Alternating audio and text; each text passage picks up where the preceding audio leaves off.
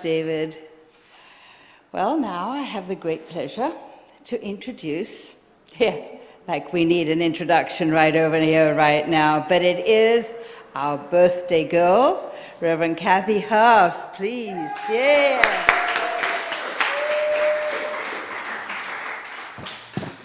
Thank you so much, everybody. Thank you for the beautiful birthday wishes. Dave, thank you for bringing the man in black into the house today. Karen, your poetry is exquisite. Thank you so much. And everybody else that contributes to making every Sunday a beautiful, memorable Sunday.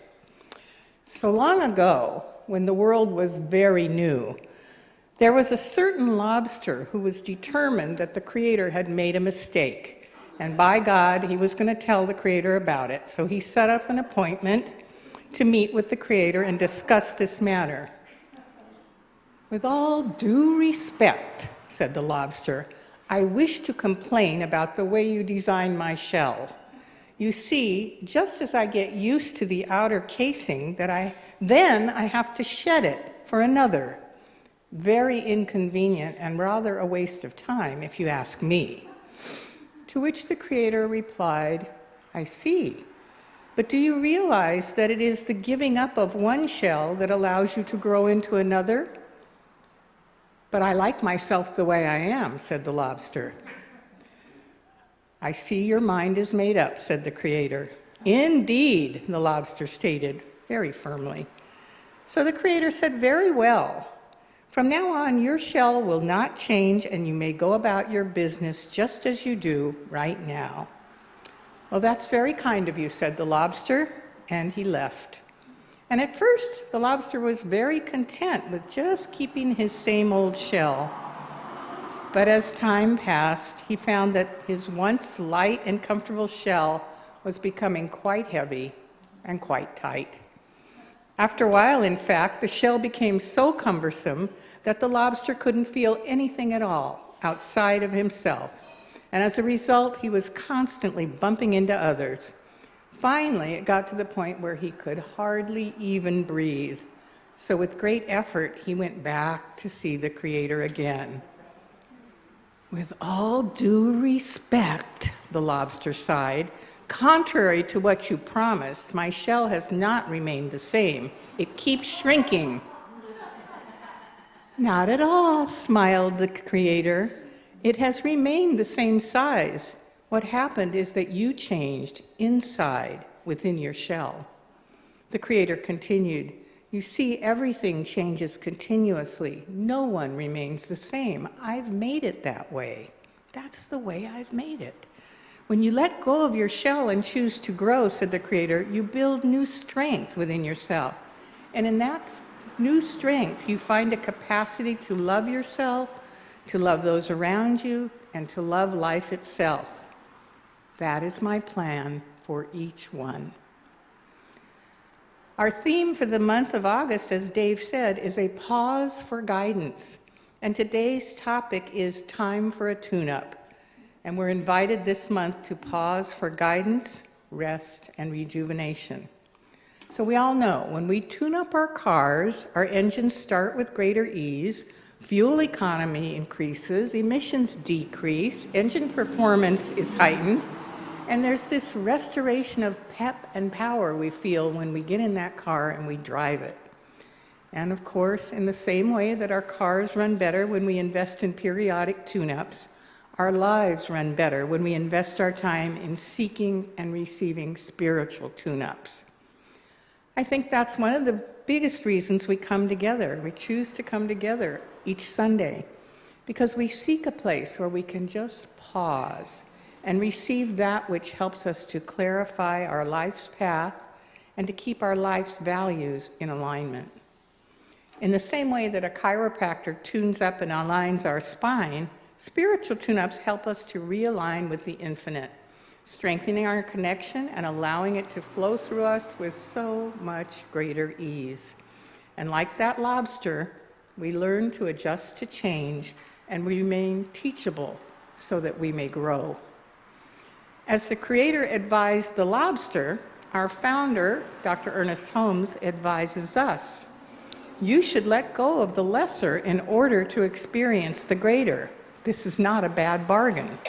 If you lose a sense of unhappiness, you'll become happy. If you lose a sense of confusion, you will be at peace. This is not the easiest thing to do. When you're in pain, it is difficult to affirm peace. When you're in want, it is difficult to affirm abundance. But this is the true meaning of losing your life. When what you lose is a false sense of being. You are trading the unreal for the real and the false for the true. And you know what? You're trading in also that small constricted shell that no longer fits. You're trading it in for an expansive sense of self, for understanding, a deeper understanding of the truth of your being, and an opening for that which is already in you to come forward. So this is a story about a master woodcarver who made a bell stand out of precious wood. And when it was finished, everyone who saw it was astounded. It was so beautiful. It was so perfect that they said it must be the work of spirits. The prince of the land asked the master carver, "What's your secret?" And the woodcarver replied, "I am only a workman. I have no secret. But there is this. When I began to think about the work you commanded, I guarded my spirit. I did not expend it on trivial things. I fasted in mind, I fasted in body, in order to set my heart at ease and at rest. After 3 days fasting, I had forgotten all about profit and success. After 5 days, I had forgotten all about praise or criticism." I'm sorry, there's a fly on my podium. I think it's going to be like Mike Pence and lie on and land on my head pretty soon. Back to the story, all right? And the fly went away, good. After 5 days, I had forgotten about praise or criticism. After 7 days, I had forgotten my body with all its limbs. By this time, all thought of your highness and of the court had faded away. All that might distract me from the work had vanished. I was collected in the single thought of the bell stand. Then I went into the forest to see the trees in their own natural state. When the right tree appeared before my eyes, the bell stand also appeared clearly in it, beyond doubt. All I had to do was to put forth my hand and begin. To answer your question of my secret, I tell you this. My collected thoughts encountered the hidden potential in the wood, and from this live encounter came the work which you ascribe to the spirits. Now that's a spiritual tune-up. Do we have to go that far? Do we need to fast for 7 days to reach the answer to what we are seeking? Probably not. But a holy encounter such as this is possible through pausing and fasting from fear and doubt, and instead consciously choosing to focus our thoughts and prayers on the potential that is inherent in the life substance that is everywhere present. Dr. Holmes asked these questions. He asked, what would happen if we could convert the energy of fear to faith, the energy of doubt and uncertainty into a feeling of belonging to the universe and being safe in it? Would not the original artist itself go forth into a new creation through us? Now, if anybody's listening and kind of scratching their heads and going, I don't know, would the artist come? Time for a spiritual tune-up. It's definitely time.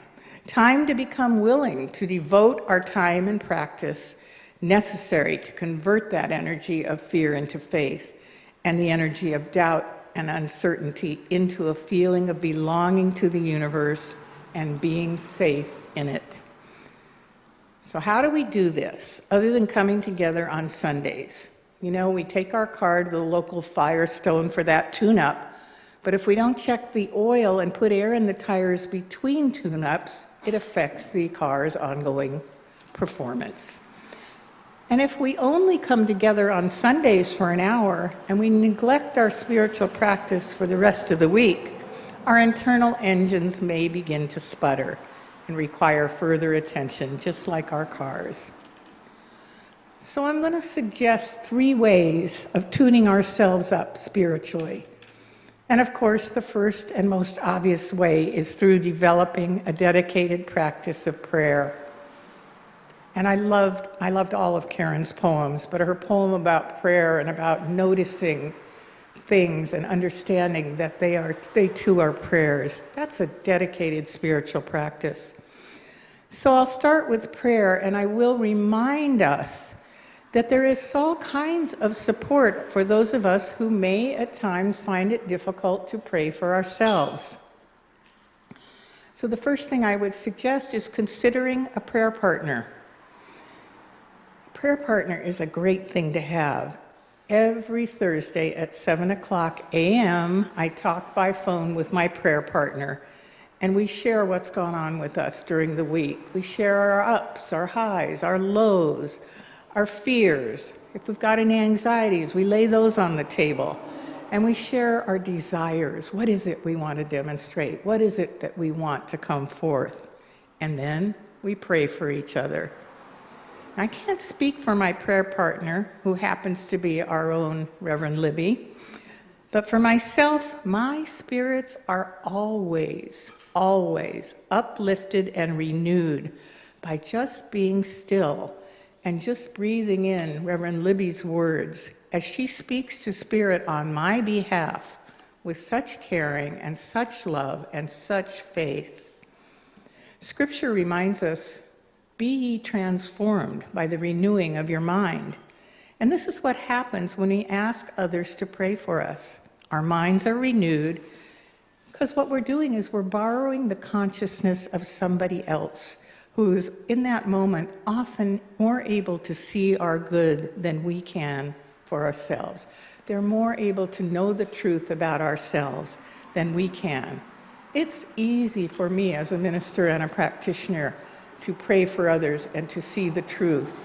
It's not always so easy for me to do that for myself, so I count on support from many, many avenues. And along these lines, I also suggest that you might consider seeking the services of a licensed practitioner. For those of you who are new to our teaching, religious science practitioners are people who have completed a lengthy and comprehensive course of study in the art and science of spiritual mind treatment, which is what our founder, Dr. Ernest Holmes, called what we call affirmative prayer. So in addition to Rev Bev and to myself, we are now blessed to have Doc and Casey Wilson on board with us as newly licensed practitioners, and I know any of us would be delighted to help you with a spiritual tune-up. And of course, reminding you there's always the opportunity to request a prayer on Sundays. Just put your request in our treatment box and we will get on it right away. And we also now have an email prayer line, prayerhawaii@csl.com. If you're needing some support during the week, shoot us an email. We'll be there for you. And that's always in our weekly bulletin, which I know all of you read religiously. The email address is always there if you need it. So Dr. Holmes wrote, "As you learn to release all your burdens to the right action of God, you will find everything falls into its proper place. You let your problems slip away from you, and realizing that a power greater than you are and a presence that is within you is just ready, willing, and able to guide you in all ways. Then peace, security, and fulfillment come with ease, and there is a sense of joy and accomplishment." Prayer works. Prayer is powerful. Another way of getting in tune with Spirit is by remaining teachable and seeking ways to keep learning not only about this teaching, but about other spiritual teachings, whether it's through your own reading or choosing to take a class or just hanging out with people and discussing what you believe and why it's important to you. Author Shannon L. Alder says that happiness is always on the other side of being teachable.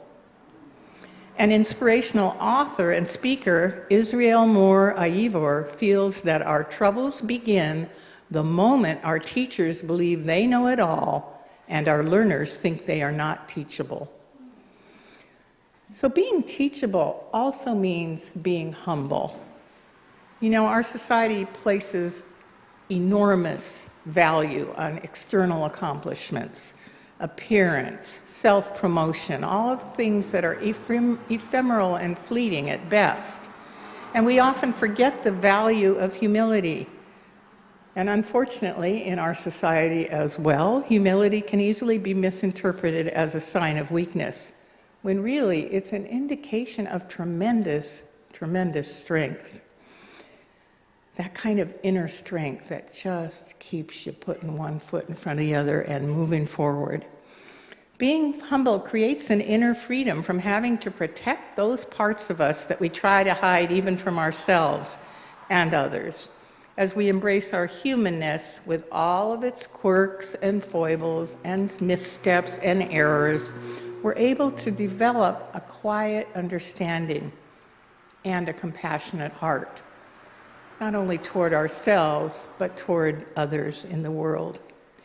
Humility brings with it that sense of intrinsic value that has nothing to do with winning or accumulating or climbing the company ladder of success. Humility enables us to view what some might label failures as opportunities to learn and to grow and to develop a sound spiritual perspective.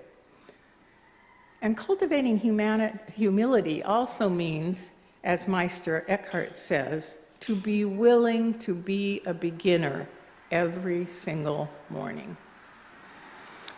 So I'm not going to try to pronounce this woman's name because I'm so humble, but this is an author named Vicky Z. We'll call her Vicky Z. And she wrote this about humility. She said, "When I meet someone who radiates humility, my shoulders relax, my heart beats a little slower, and something inside me lets go. Why? Because I know that I'm being fully seen, heard, and accepted for who I am, warts and all. A precious and rare gift that allows our protective walls to come down." Truly humble people are able to offer this kind of gift to us because they see and accept their own strengths and limitations without defensiveness or judgment. And they also see life as a school and recognize that while none of us is perfect, we can, without negatively impacting our self-esteem, work on our limitations by being open to new ideas and new advice. In his autobiography, Gandhi, who was truly a great example of what a humble leader can accomplish, is quoted as saying, "I claim to be a simple individual, liable to err like any other fellow mortal. I own, however, that I have humility enough to confess my errors and to retrace my steps." Staying tuned up spiritually is enhanced by the cultivation of humility and humanity, and the willingness to keep learning and trying new ways of being that bring us closer and closer to the God that loves us just as we are in this moment, and who also loves that which we are yet to become. And the third way to stay spiritually tuned up is to share, simply to share what it is that we would like more of in our lives.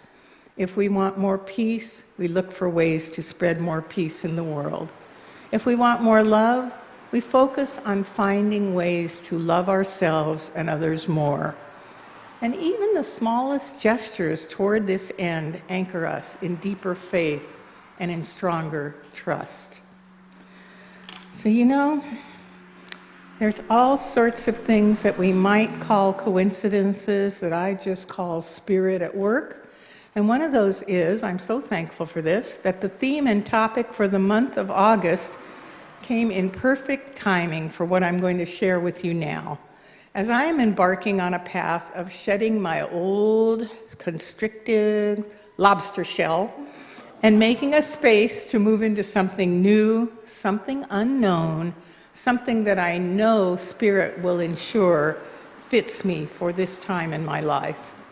And I'm counting on your support and your prayers as I humbly move into a new life experience. So as of December 31st, 2021, 6 months from yesterday, my 74th birthday, I will be stepping down from my position as senior minister of this beloved community. Thank you for clapping. I hope you're not clapping and going, yay, get her on out of here. Some of you already know that this has been a decision that has been in the works for quite some time. As I felt the time approaching, and I elicited the help of our wonderful Leadership Council in praying for the right and perfect person to take my place. And of course, our prayers were answered, because that's what Spirit does. Spirit answers prayers. And we were introduced to Rev Bev, and we snagged her right in. And you know already that Rev Bev has the energy, the knowledge, and the vision, and the desire to take this center to a new level of growth and participation.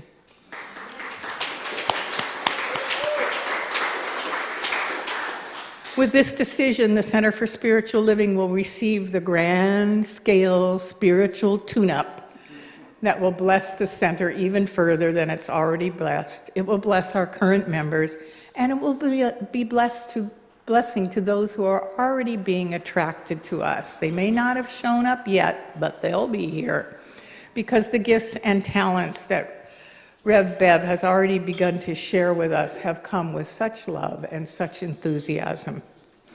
So at July's meeting, the Leadership Council voted to issue a letter of call to Beverly. That just means a job offer in ministries. And the next step will be to ask you, the congregation, to agree to the decision of the board.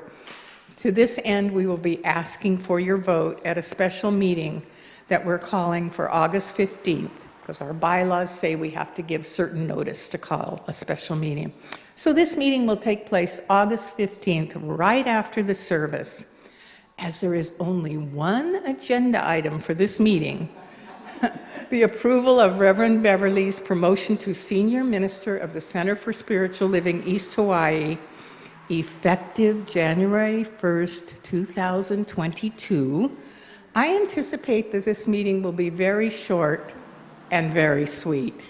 And I ask for as many of you who are able to be there on that Sunday, August 15th, in support of the new changes and the new direction that the center will be taking.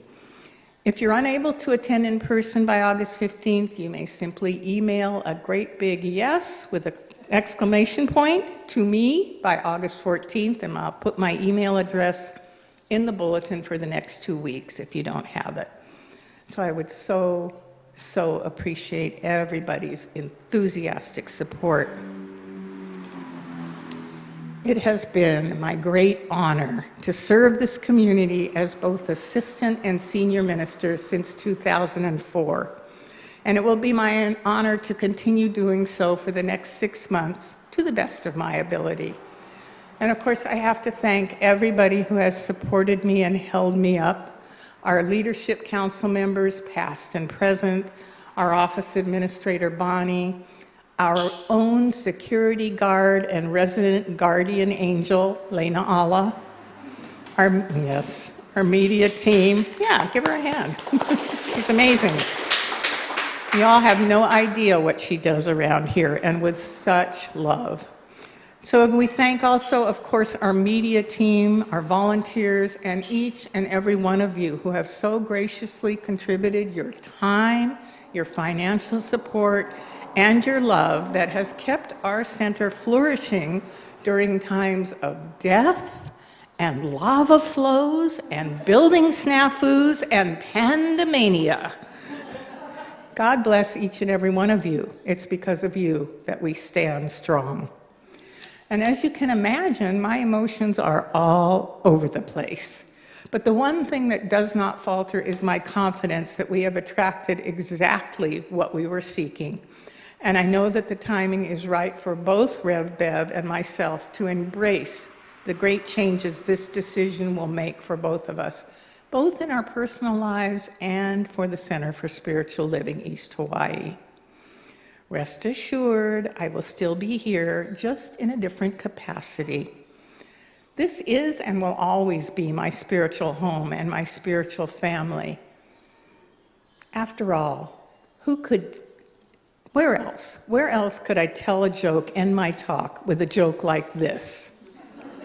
So, Buddha and Jesus are conversing in heaven. And Buddha goes, you know, I really regret not making one of those nobody can depict my image rules, because they always make me fat. And Jesus said, tell me about it. I've been a blonde white dude for like 2,000 years. I love you all. Thank you so much. Aloha.